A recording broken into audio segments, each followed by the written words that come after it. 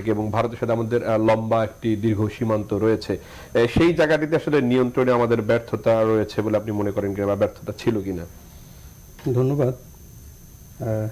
একটা অদৃশ্য শক্তির বিরুদ্ধে আমরা যখন যুদ্ধ চালিয়ে যাচ্ছি, সমগ্র বিশ্ব করোনাক্রান্ত, হু হু করে বাড়ছে যখন মৃত্যুর সংখ্যা, ঠিক এই মুহূর্তে একটা সময় উপযোগী আলোচনার জন্য টিভি কর্তৃপক্ষ ও আমার দর্শক শ্রোতাকে ধন্যবাদ জানাচ্ছি।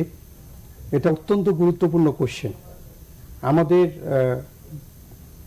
বেল্টের চারিদিকে ইন্ডিয়া, আমাদের একটা পররাষ্ট্রনীতি আছে, প্রত্যেকটা রাষ্ট্রের সাথে আমাদের সুসম্পর্ক মেনটেন করে চলতে হয়। এই সুসম্পর্ক মেনটেন করার জন্য যা যা প্রয়োজন আমরা সব কিছু করেছি। একজন সিকিউরিটি ফোর্স যে ওখানে ডিউটি পালন করেন আমাদের BGB, border guard of Bangladesh, তাদের দায়িত্ব কিন্তু ওখান থেকে যেন সন্ত্রাসী না আসে, তাদের দায়িত্ব ওখান থেকে যেন চোরাচালানি মাল না আসে।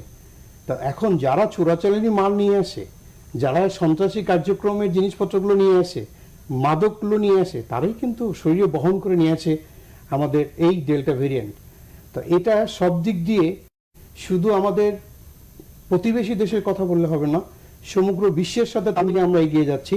যেখান থেকে আমরা দেখতে পাচ্ছি যে সিংহর কাছে এই করোনা ভাইরাস চলে এসছে, আমরা দেখতে পাচ্ছি ময়ূর পাখিতে এই করোনা চলে এসছে, আমরা দেখতে পাচ্ছি এমন একটা দ্বীপে যেখানে আইসোলেশন যাওয়ার কোনো স্কোপ নাই, সেখানেও করোনা ভাইরাস চলে এসছে। এই দৃষ্টিকোণ থেকে শুধুমাত্র সরকারকে দোষ দেওয়া বা আমাদের প্রতিরক্ষা ব্যবস্থাকে দোষ দেওয়ার কোনো অবকাশ সেখানে নাই। এটা একটা অদৃশ্য শক্তি, অদৃশ্য শক্তির বিরুদ্ধে যুদ্ধ ঘোষণা করা হয়েছে। আজকে আমাদের এই প্রতিরক্ষা বাহিনী তথা শান্তি শৃঙ্খলা বাহিনী তথা আমাদের সশস্ত্র বাহিনী মাঠে আছে। মাঠে আছে কিন্তু যুদ্ধ করার জন্য না। যদি বলেন অদৃশ্য শক্তির বিরুদ্ধে যুদ্ধ করার জন্য, হ্যাঁ, যে অদৃশ্য যে শত্রু তার বিরুদ্ধে যুদ্ধ করার জন্য আছে। এটা হচ্ছে জেনারেল অ্যাওয়ারনেস। সবাইকে সতর্ক থাকতে হবে। সতর্ক থাকার জন্য নিজস্ব আত্মিক ব্যক্তিত্ববান হতে হবে। কেমন?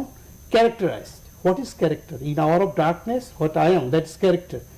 এই যে আমাদের রোদে পুড়ে বৃষ্টিতে ভিজে আমাদের সশস্ত্র বাহিনী, আমাদের প্রতিরক্ষা বাহিনী, আমাদের সাংবাদিক ভাইরা, আমাদের রাজনীতিবিদ, তারা মাঠে মাঠে চেষ্টা করছেন জেনারেল অ্যাওয়ারনেসের জন্য।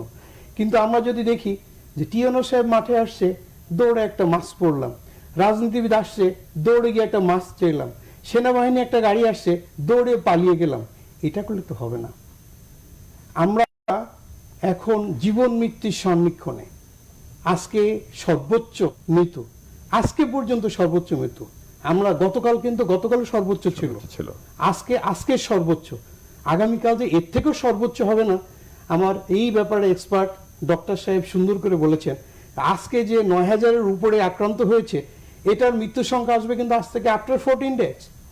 We have to wait for this 14 days, then will calculate যে আমরা পজিটিভ হতে যাচ্ছি না নেগেটিভ হতে যাচ্ছি। আমাদের সবচেয়ে কষ্টের ব্যাপার যে আমরা সাধারণ নাগরিকরা সচেতন হচ্ছি না। বাঙালি বীরের জাতি, আমরা ভুলে গেলে চলবে না যে সেই হোসেন শহীদ সরওয়ার্দী, শেরে বাংলাকে ফজলুল হক, আব্দুল হামিদ খান ভাসানী, তারা বাঙালিকে রেখে নিজেরা বীর হয়েছেন। জাতির জনক বঙ্গবন্ধু শেখ মুজিবুর রহমান পুরো বাঙালিকে বীর বানিয়েছেন, কারণ একটা কমান্ড দিয়ে জীবন বাজি রেখে যুদ্ধ করে দেশকে স্বাধীন করে নিয়ে এসছে। তো এই বীরত্ব দেখানোর জন্য যদি সুন্দরবন বাঘের সামনে অস্ত্র সহ চলে যায়, এটা ভুল। তো সেই দৃষ্টিকোণ থেকে দেখতে পাচ্ছেন যে গত ঈদের সময় সরকার এত চেষ্টা করেছে যে আপনারা বাড়িতে যান না, আপনারা একসাথে সোশ্যাল ডিস্টেন্স মেনটেন করুন, আপনারা জেনারেল অ্যাওয়ারনেস যে স্বাস্থ্যবিধি মেনে চলুন। তখন আমরা দেখছি যে ওয়াইফকে রশিতে বেঁধে বাচ্চাকে কোলে করে ঝুলে চলে যাচ্ছে, আপনার নদী পার হচ্ছে, বাড়িতে যেতে হবে, ঈদ করতে হবে। কিন্তু জীবন তো একটাই। জীবনের ক্ষেত্রে সচেষ্ট হতে গেলে জেনারেল অ্যাওয়ারনেসটা দরকার। আমাদের সশস্ত্র বাহিনীর মেন দায়িত্ব হচ্ছে দেশকে পরাধীনতার হাত থেকে মুক্ত করা, মাতৃভূমির প্রতিটা বালুকণাকে রক্ষা করা।